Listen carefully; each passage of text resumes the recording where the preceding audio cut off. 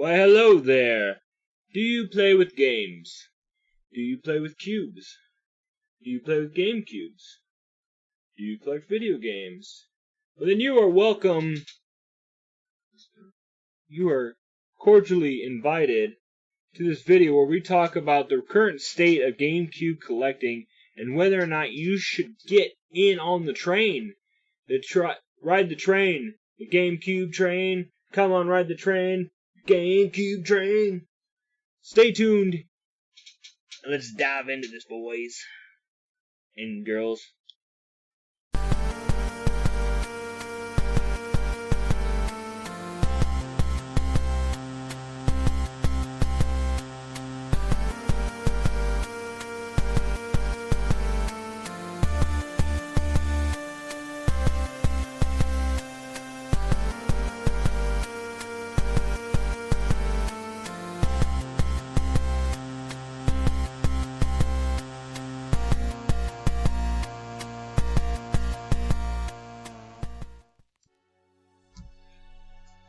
Alright, welcome back everyone. We are looking at price charting. This is one of the best things that I use for selling, reselling, and buying video games, retro games especially.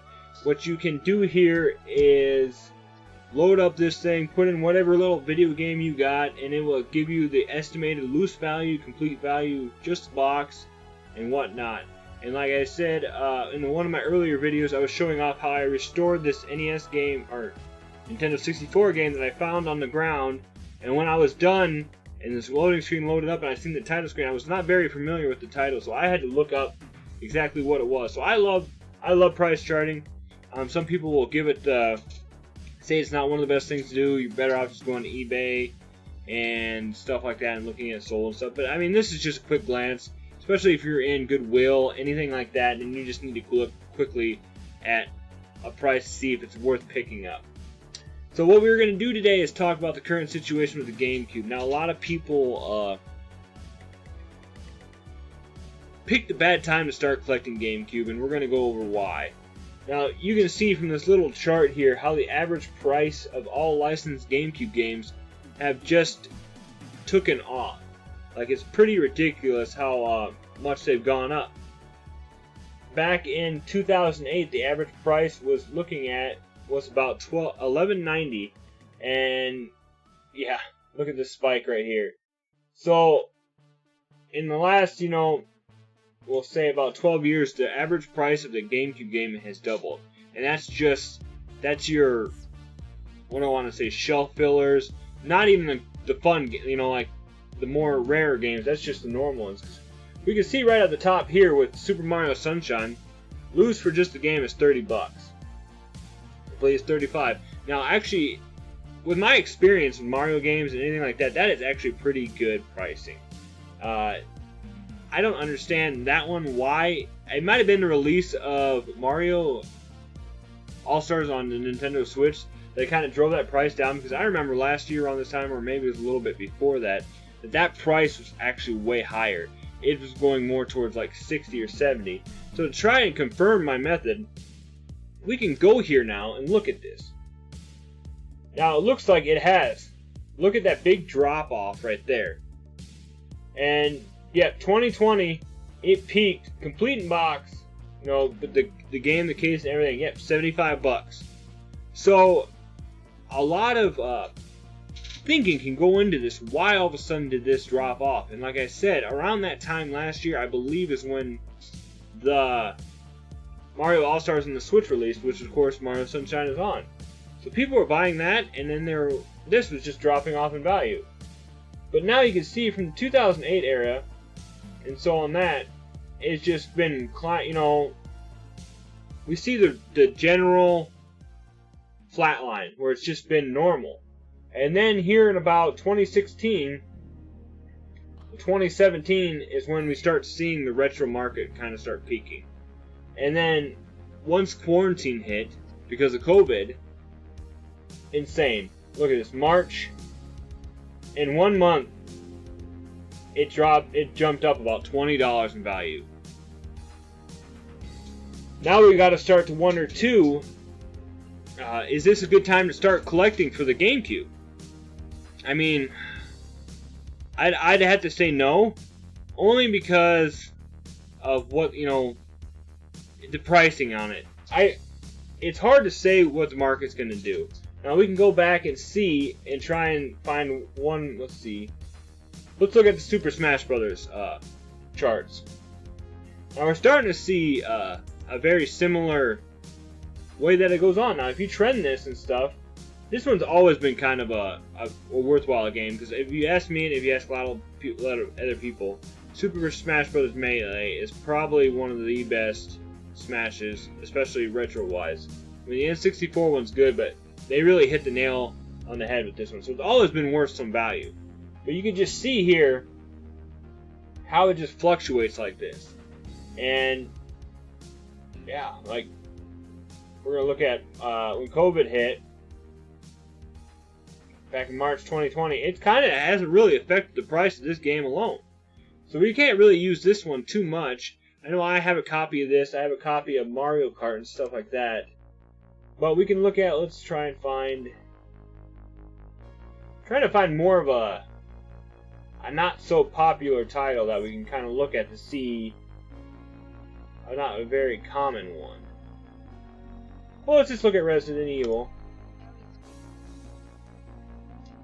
And we're seeing kind of a similar trend going on here. If we look right here, I don't know why I'm looking at this screen, we can see a big spike.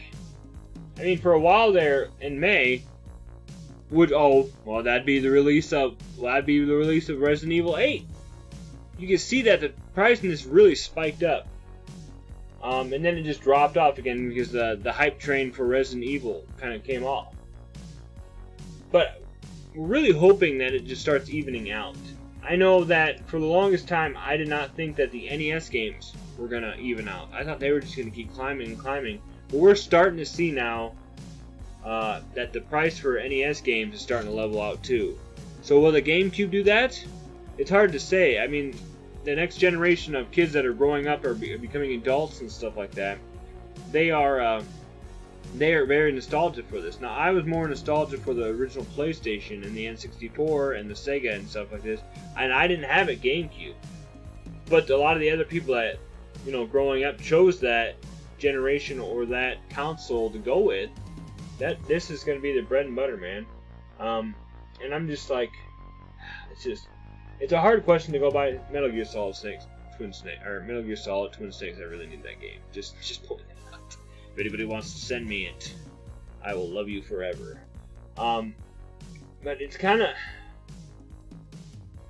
I guess it all comes down to what your budget is and the route from there. If you can afford these games right now, because they are a lot. We'll the overall index. They are a lot. And GameCube games are like any other Nintendo game. They hold their value very well. And it's very crazy to see this happening right now. I know PS3 games have started to increase in value too. Original Xbox and 360 games, I still see them kind of staying the same. They aren't really increasing too much. So I mean, it goes down to whether or not you have the budget, if you really want to start collecting or not for this one. Because I mean, according to the overall index, it's still climbing very high, and hopefully we'll see it kind of break at some point. And I'd love to see these games start going back down in price. I'd love to start a GameCube collection, but with my, like I said, with my budgeting and my price range, it's just not there, guys. It is just not there for me. So comment below what you guys think about the market and the GameCube games. Do you think that it's all just a big hype thing? And of all things, why is the GameCube, with a lot of Nintendo things, holding a lot of value? And why is it just not, it's climbing? Do you think I'm right? Do you think it's because of nostalgia reasons? Or do you just think that it got the luck of the draw in this generation? And let me know, do you guys collect GameCube games? Is that something you guys are into? and whatnot, guys. I know one of my more popular videos a few months ago, especially that I filmed when I had COVID and stuff, one of my most popular videos was showing off my GameCube collection, which wasn't a big one. But yeah, just comment below. Let's see what you guys think. So I hope you enjoyed this style of video. It was something I wanted to do. I wanted to try to do a more informative discussion and stuff like that. So I hope you guys like this video. So thanks for watching, guys. Appreciate it. Have a great day.